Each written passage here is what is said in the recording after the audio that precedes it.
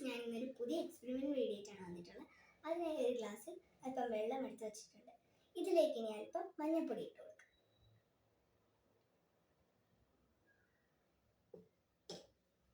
ഇനി ഇതൊന്ന് മിക്സ് ചെയ്യാം.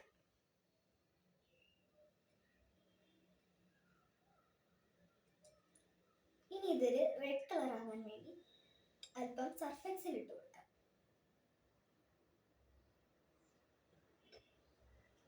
ഇനി മിക്സ് ചെയ്യാം.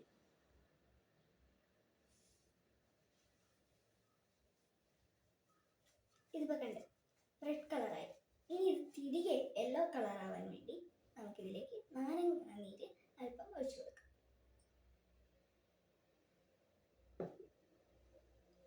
മിക്സ് ചെയ്യാം.